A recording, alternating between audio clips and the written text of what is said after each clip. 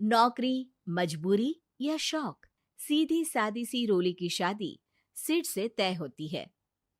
शादी के बाद तुम नौकरी करना चाहोगी? नहीं नहीं, बिल्कुल नहीं। वैसे मैं ये नहीं कहती कि नौकरी करना ठीक नहीं है, लेकिन पर्सनली मैं ये सोचती हूँ कि मैं गृहिणी बनूंगी। हाँ हाँ, क्यों नहीं। गृहिणी बनना भी आसान नहीं है। एक सफल परिवार चलाना किसी देश को चलाने जितना ही कठिन है। रोली को सिड का साथ और बात दोनों अच्छी लगती है, और फिर वो दिन भी आ जाता है जब दोनों की शादी हो जाती है। शादी के बाद ये क्या, सारा दिन किचन कपड़े और चार दीवारों के आगे पीछे घूमती रहती है। जा बाहर निकल कर देख, कितनी स्मार्ट लगती हैं वो औरतें जो नौकरी करती है। हाँ, अच्छी तो लगती है सासू माँ, लेकिन मैं नौकरी नहीं कर सकती। मेरा मन घर के कामों में ही लगता है। अरे मेरी बेटी तो कमाती है, अपने को फिट भी रखती है और सास को भी खूब शॉपिंग करवाती है। अच्छी बात है ना सासू माँ। मैं तो जो है उसी में संतोष मान लेती हूँ। बरकत होनी होगी तो इसी में भी हो जाएगी। ये बोलकर रोली चली जाती है। एक दिन सास की सहेली घर आती है, जहाँ रोली उन्हें चाय के साथ कई तरह के पकवान बनाकर खिलाती है। अरे वाह, तेरी बहू तो बहुत गुणी है। कितना सब बनाकर ले आई। मेरी वाली तो ऑफिस से आकर 2 रोटी ही सेक दे तो समझो एहसान कर दिया। अरे ऐसा ना बोल। तेरे घर में 2 कार, 4 मंजिला मकान, और तेरे लिए जो वो अपने पैसे से साड़ी लाती है वो भी तो कितनी कीमती होती है। अरे मेरी वाली तो बस सारा दिन इन्हीं 2 कमरों को ताजमहल बनाने में लगी रहती है।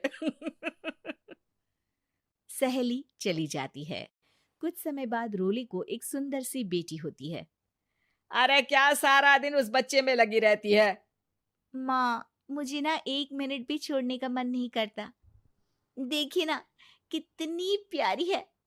मैं ना इस हर पल को एंजॉय करना चाहती हूँ। अरे हाँ हाँ, हमने भी बच्चे पाले हैं, हम भी जानते हैं कि कितने प्यारे होते हैं, और अपने बच्चे को बढ़ता हुआ देखना कितना अच्छा लगता है। लेकिन एक दिन अचानक और रोली, एक बहुत बड़ी घटना हो गई। एक शॉर्ट सर्किट से पूरी दुकान जल गई। ओह, अब अब क्या कुछ समझ में नहीं आ रहा कि कैसे घर चलेगा।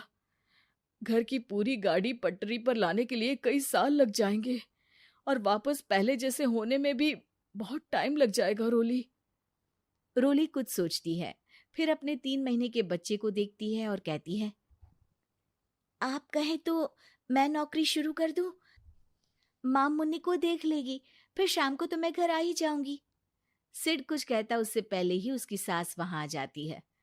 अरे हाँ हाँ, अब भी तुझे नौकरी करने के लिए पूछना होगा। अरे घर पर इतनी बड़ी विपदा आ गई है, तू है कि बच्चे का मुंह देख रही है। अरे क्या मुझ पर भरोसा नहीं है? अरे नहीं नहीं माँ जी, ऐसा क्यों बोल रही हैं आप? फिर क्या था, सिड से पूछकर 3 महीने की बच्ची को रोली सास के पास छोड़कर चली जाती है। शाम को ऑफिस से आने पर अरे सारा दिन इसने तो चैन नहीं लेने दिया, बस गोदी में ले लेकर घूमती रही। हाथ दर्द हो रहा है। बहू को बहुत गिल्ट फील होता है, लेकिन जब वो घर की हालत देखती है तो चुप रह जाती है। ऑफिस में सहेली कहती है, अरे रोली, तेरी तो बच्ची छोटी है ना, कैसे मैनेज करती है? कैसे मतलब?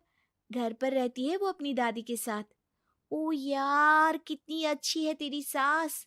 मेरी सास को जब पता चला कि मैं नौकरी ज्वाइन करने की सोच रही हूँ, वो तो सीधे अमेरिका चली गई मेरी ननद के पास।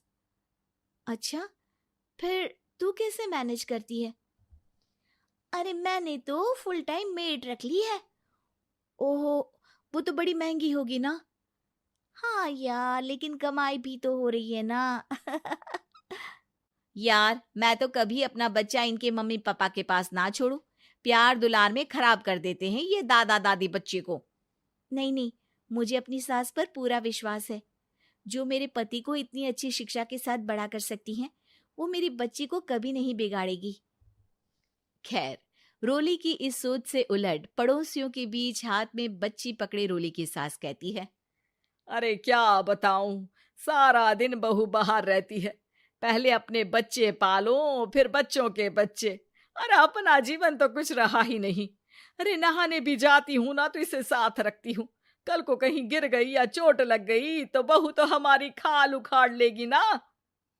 अरे ऐसा भी क्या डरना बहू से, नौकरी थोड़ी की है उसकी। अब क्या बताऊं, पढ़ी लिखी लड़कियां हैं आजकल की। चलो चलती हूँ, सब्जी बनाने का वक्त हो गया है।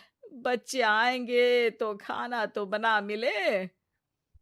सास ये बोलकर वहां से चली जाती है कि तभी रोली ऑफिस से घर पहुंचती है। बाहर पड़ोसियों को देखकर, नमस्ते आंटी जी, कैसी हैं आप? अरे बहुत अच्छी हूँ, लेकिन तेरी किस्मत तो सबसे अच्छी है। क्या सास पाई है, मोती दान किए होंगे तूने। तेरा बच्चा भी देखती है, खाना भी बनाती है। बेचारी बहुत काम करती है तेरी सास। हाँ आंटी, सही बोल रही हैं आप। अब ऑफिस भी दूर है तो आने जाने में वक्त चला जाता है। खैर चलती हूँ। हाँ हाँ बेटा जाओ, गर्मा गर्म खाना खाओ। रोली घर आती है, जहां सास एक बार फिर छोटी सी मुन्नी की शरारतें गिनाने में लग जाती है। अरे आज तो इसकी वजह से मुझे 2 बार कपड़े बदलने पड़े। बार बार पानी गिरा दे रही थी। दोपहर में थोड़ा सोचा कि आराम कर लूं तो दूध के लिए रोने लगी। हाय, मैं तो परेशान ही हो गई। रोली को सास की बात अब कुछ अजीब लगती है, पर वो जल्दी से कपड़े बदलकर किचन में जाकर रोटियां बनाने लगती है। सारा महीना काम करने के बाद रोली को सैलरी मिलती है। वो पैसे लेकर सीधे सास के पास जाती है। माँ जी, ये मेरी सैलरी। आपने हर कदम में इस घर का साथ दिया। मैं नौकरी करने के पक्ष में नहीं थी। मैं तो अपने बच्चे को बढ़ता देखना चाहती थी। मैं थोड़े में भी खुशी थी। कभी मैंने आपको किचन में पैर नहीं रखने दिया था।